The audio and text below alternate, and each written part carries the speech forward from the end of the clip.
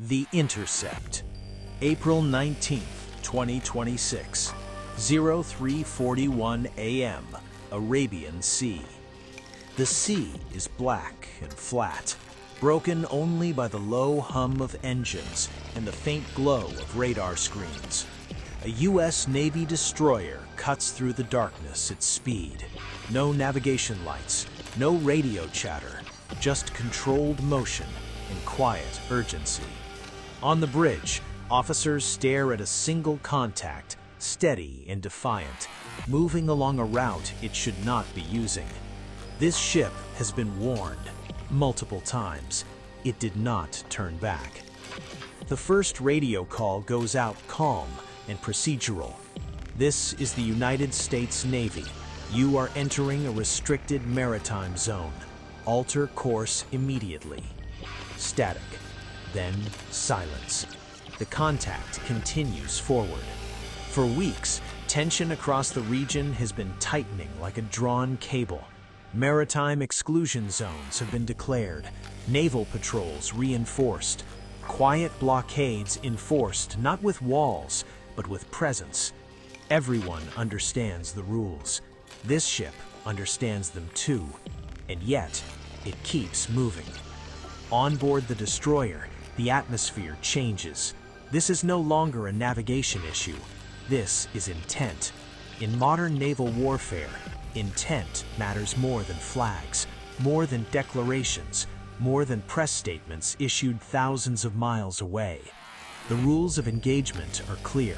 If a vessel deliberately attempts to breach a declared blockade after repeated warnings, it becomes a threat, not because of what it is, but because of what it represents, a challenge. The second warning is transmitted, sharper now. You are ordered to stop engines immediately. Still no response. The radar picture updates. The ship is accelerating.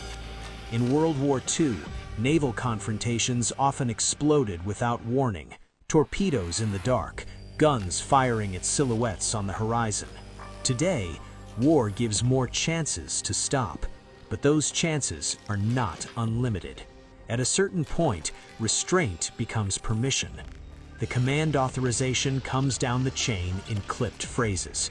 Disable propulsion, minimize casualties, prepare boarding.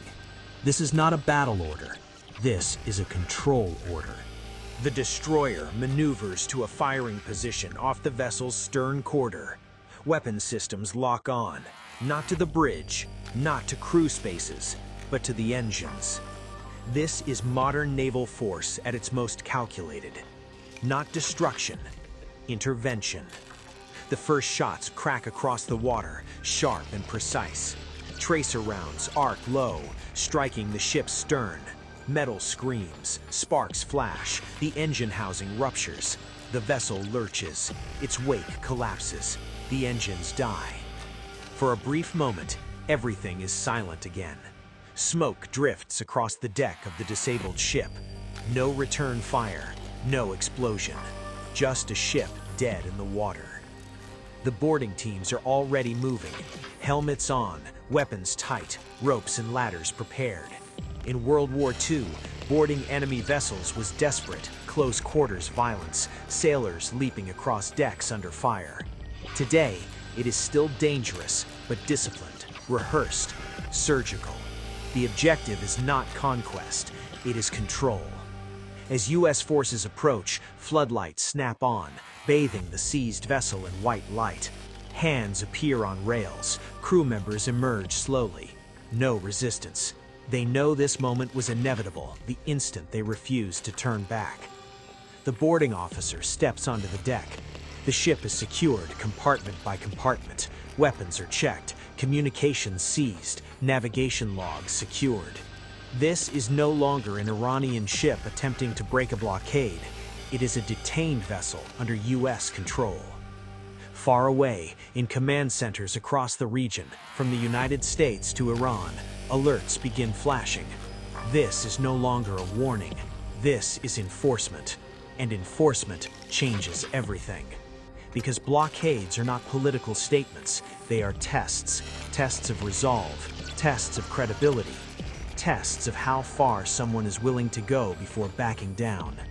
Tonight, one of those tests has been answered, and the consequences will not stay at sea. The seizure. The ladders bite into the hull with a dull metallic thud. Boarding teams move fast, but not hurried. Every step is practiced, every angle covered. Weapons are up, but fingers stay straight, off triggers. This is control, not chaos. You can almost hear the sea breathing against the ship's side as the first sailors crest the rail. The deck smells of fuel and hot metal. The crew is already assembled near the bow, hands visible, faces tense. No shouting, no sudden movements. They've been trained for this moment too, just from the other side. The boarding officer scans them quickly. No insignia on uniforms, no national flags flying, nothing that clearly claims ownership. That absence is not accidental.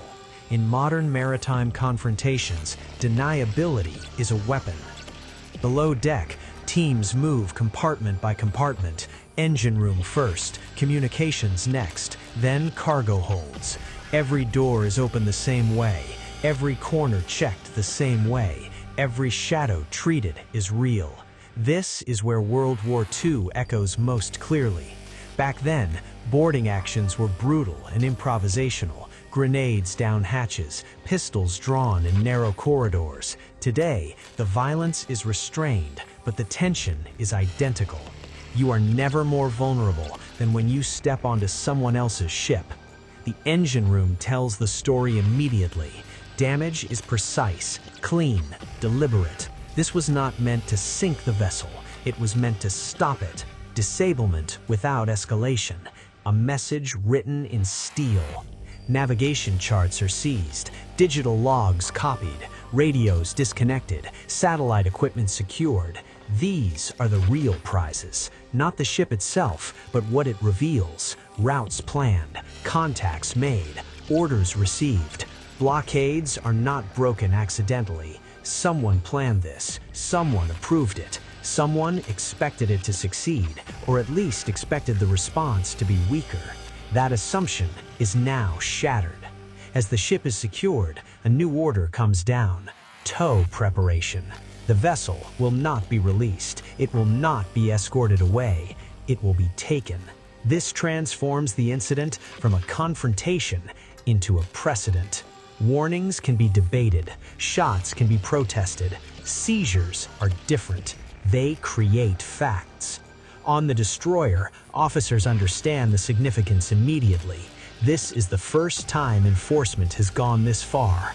Not a strike, not a warning, not a proportional response, a physical removal of the challenge itself.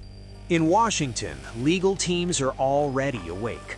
Maritime law experts begin parsing conventions, precedents, clauses written decades earlier with very different wars in mind. Blockades are lawful under certain conditions. Interdictions require justification. Seizures carry consequences. Everyone knows this will be challenged. That's expected. What matters more is that it cannot be ignored. In Tehran, the alerts hit harder. This was supposed to be ambiguous, plausibly deniable, a probe. Instead, it has become unmistakable. A U.S. warship opened fire, disabled an Iranian-linked vessel, and seized it. That sequence matters because it signals a shift from signaling to enforcement. In World War II, blockades were acts of war, clear, undeniable, brutal in their simplicity. Modern blockades are quieter, wrapped in legal language and limited rules of engagement. But at their core, they serve the same purpose: to test resolve. And resolve, once demonstrated, changes behavior. As dawn breaks, the seized ship is under tow, moving slowly behind the destroyer. The sun reveals damage the night concealed: scorched metal, twisted plating, the quiet aftermath of force carefully applied. There are no explosions, no wreckage fields, no victory music. Just a captured vessel moving where it no longer chooses. Somewhere in a command center, an analyst writes a single line into an overnight brief. First, successful interdiction. The word first does not go unnoticed, because firsts implies seconds, and thirds, an escalation that no longer hides behind ambiguity. The sea looks calm again, but the rules governing it have changed. Blockades once tested are either enforced or abandoned. Tonight, one side made its choice clear. The other side will have to respond. Not with statements, but with action. The message beneath the metal. By sunrise, the incident is already being described in two very different ways. In public statements, it is careful, controlled, legalistic, an interdiction, a maritime enforcement action, a response to a violation. But beneath the language, everyone involved understands the truth. This was a message. The seized vessel is not just cargo and steel, it is evidence. Every wire, every log file, every plotted course tells a story of intent, of planning that assumed restraint, hesitation, and ambiguity on the other side. That assumption is now under tow. Inside U.S. command channels, the tone is shifted. This is no longer about preventing a single ship from reaching its destination. That battle is already over. This is about what happens next. Because in deterrence, enforcement is never a single act. It is a signal that must be believed repeatedly, or not at all. World War II offers a stark parallel. When the British enforced their blockade against Germany, the first seizures were cautious, almost apologetic. But once enforcement became consistent, behavior changed overnight. Shipping routes shifted, risks recalculated. Neutral captains suddenly found reasons to stay clear, not because Britain talked louder, because Britain acted. That lesson is alive again. The seizure communicates three things simultaneously. First, warnings are no longer hypothetical. Second, blockades will be enforced physically, not rhetorically. Third, plausible deniability will not protect assets at sea. Those points do not need to be announced. They are understood. In Tehran, planners face an uncomfortable realization. The last decade of gray zone strategy, proxies, ambiguity, incremental pressure has just hit a hard edge.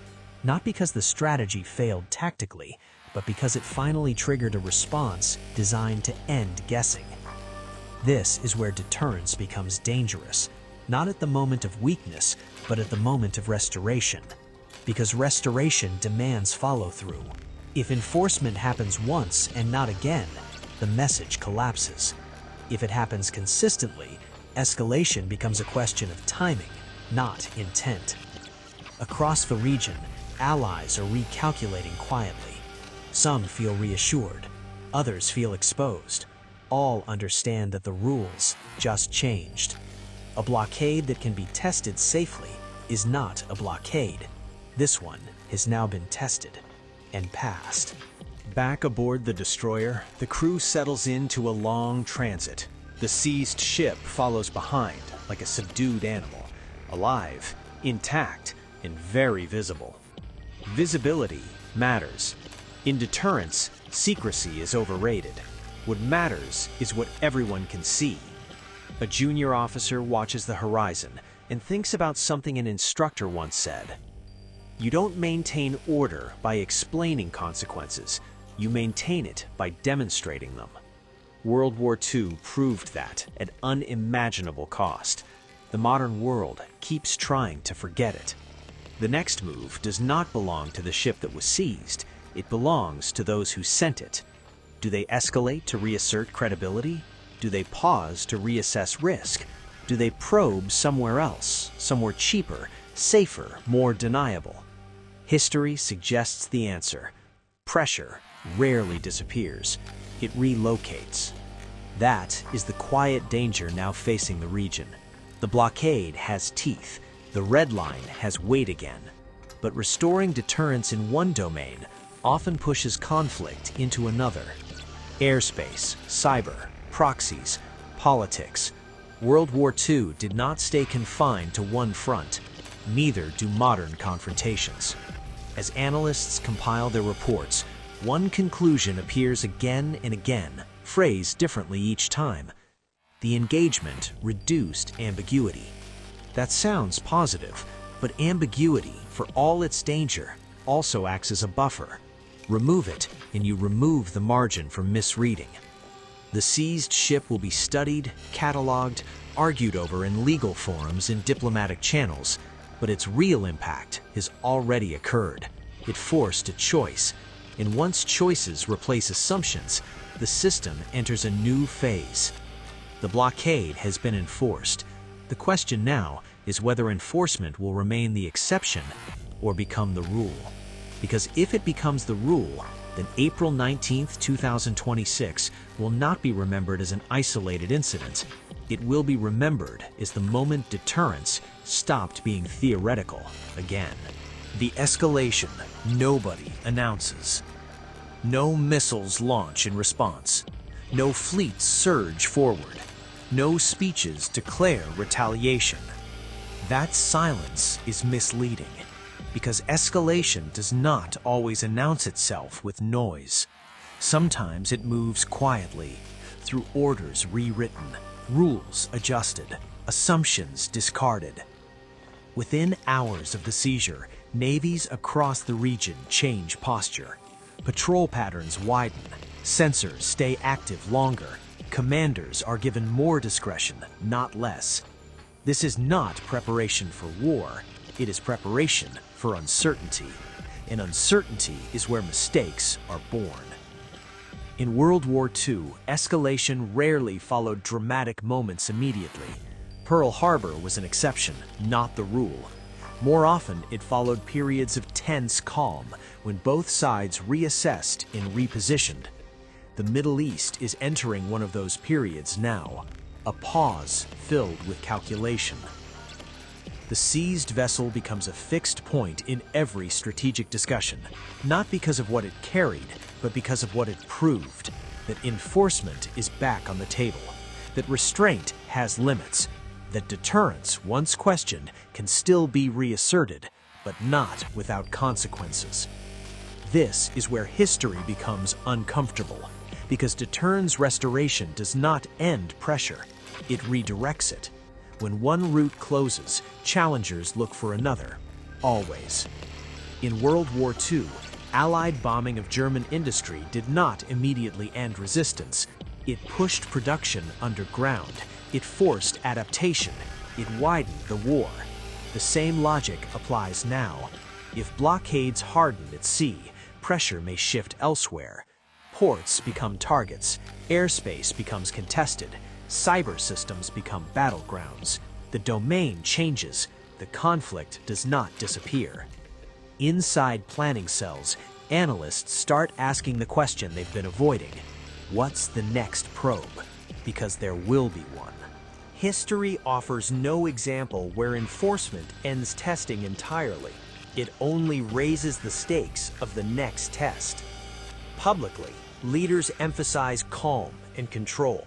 Privately, they acknowledge a harder truth. The rules-based order they relied on did not fail suddenly. It eroded, and restoring it means accepting a period of instability while new boundaries take hold. This is the paradox of deterrence. Strong enforcement reduces long-term risk, but increases short-term danger, because everyone is adjusting at the same time. On the water, the destroyer continues its transit, the seized ship still in tow. Other vessels alter course miles away, giving the pair wide berth. That too is a message. Ships don't avoid danger, they avoid certainty, and certainty has returned. Somewhere in a briefing room, a senior officer sums it up in a single sentence. We've closed one chapter, now we see how the next one opens. World War II reminds us how quickly localized enforcement can reshape global behavior. Blockades expanded, neutrality shrank, lines hardened. The moment restraint gives way to enforcement, the system stops drifting and starts choosing. The question now is not whether the blockade will hold, it's whether the region can absorb the shock of rules being enforced again without slipping into something larger. Because once deterrence becomes visible, everyone watches more closely, everyone reacts faster, and everyone has less room to step back. The sea remains calm, but calm, history teaches, is often the most dangerous phase of all. It's the moment when everyone knows the rules have changed, and no one yet knows what that will cost. The precedent. Precedents are heavier than weapons. Once set, they don't fire, don't explode, don't make noise. They simply sit there, waiting to be used again. By the second day, the incident is no longer treated as an anomaly. It has been classified. Not in the sense of secrecy, but in meaning. Analysts now refer to it as the first enforcement action. That phrasing matters, because enforcement implies continuation. In naval history, the difference between a warning and a blockade has never been the declaration. It has always been repetition. One seizure is an incident, 2 is a pattern, 3 is a policy. And policy is what reshapes behavior. World War II demonstrated this mercilessly. When Allied navies first intercepted Axis shipping, captains still believed exceptions would be made. Neutral flags would protect them, diplomacy would intervene. It didn't. Once seizures became routine, shipping insurance collapsed, routes emptied, supply chains bent or broke. Not because of fear alone, but because uncertainty vanished. The rules were suddenly clear. That is the invisible weight now settling over the region. Naval commanders begin planning not around whether enforcement will occur again, but where. Choke points are reevaluated, transit corridors reconsidered, risk assessments rewritten. A single ship has forced hundreds of quiet decisions. In Tehran, planners face a strategic dilemma: respond aggressively and risk direct confrontation with the United States, do nothing and allow a precedent to harden into routine. Neither option is attractive. History rarely offers comfortable choices.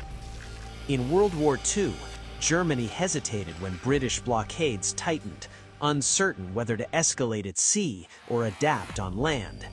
That hesitation proved costly. Delay did not weaken the blockade, it normalized it. The same danger exists now. If enforcement is allowed to settle into expectation, then future attempts to challenge it become far more expensive. Not because defenses are stronger, but because the psychological barrier has been raised.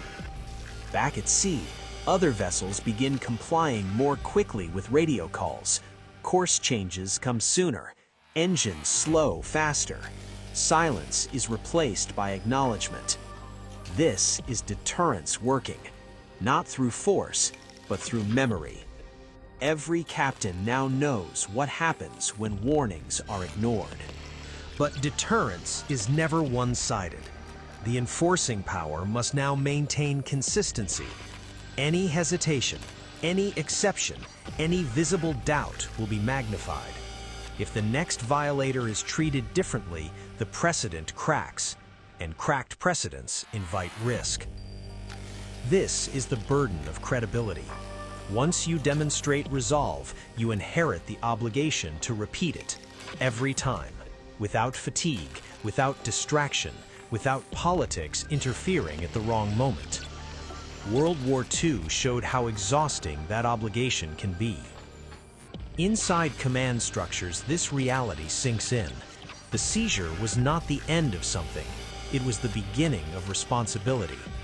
A planner summarizes it in a single line for a classified briefing.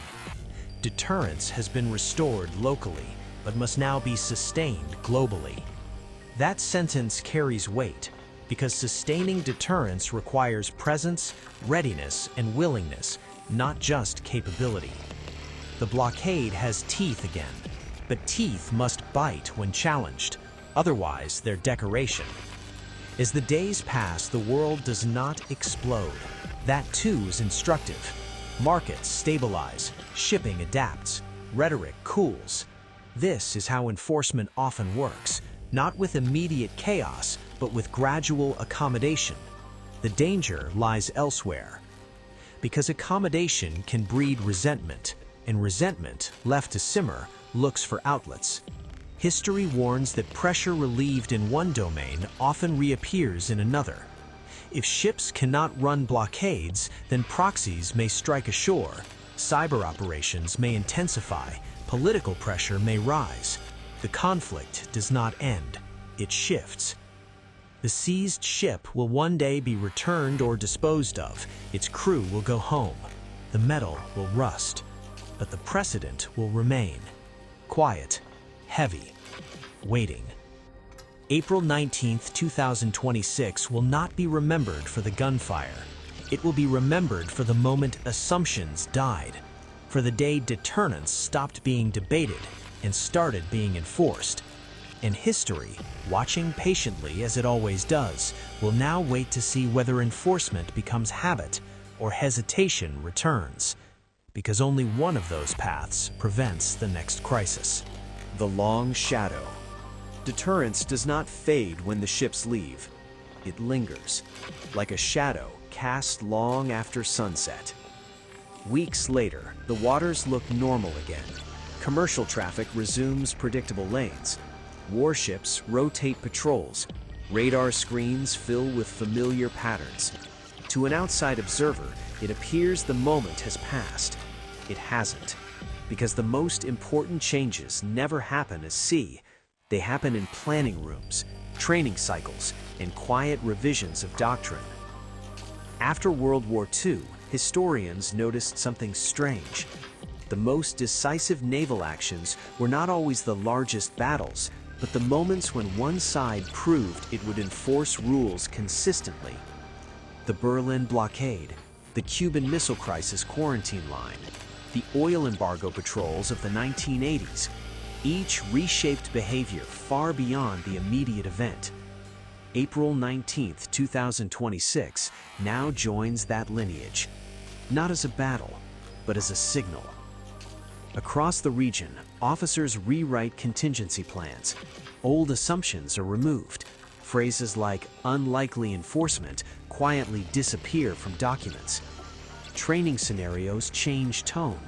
Red teams are instructed to assume interception is not hypothetical, but probable. That shift alone alters outcomes. In Iran, strategists confront a painful reality. The cost of probing has increased, not because the military balance has changed, but because hesitation has. They now know the response time. They know the threshold. They know enforcement is no longer theoretical, and knowing removes leverage. In Washington, a different concern emerges: deterrence fatigue. Deterrence is not a switch, it is a posture. Maintaining it requires attention in a world that constantly pulls focus elsewhere. World War II showed what happens when attention drifts. Adversaries test edges, small violations grow, rules decay quietly until crisis returns. That lesson weighs heavily now, because this enforcement action has set expectations not just for adversaries, but for allies. If enforcement is promised, it must be delivered. If lines are drawn, they must be defended. Anything less invites doubt. The shadow spreads beyond the Middle East. Other regions take note. Other planners ask uncomfortable questions. If enforcement happened there, could it happen here? This is how localized action becomes global signal, not through speeches, but through observation. A senior naval historian once wrote that the most dangerous period in any standoff is after clarity returns, because clarity forces choices. Ambiguity allows delay. Now, delay is gone. At sea, another patrol begins. Different ship, different crew, same rules. The sailors know the story now. They've studied the footage, read the after-action reports, heard the quiet warnings passed down through the chain of command. They know what hesitation costs.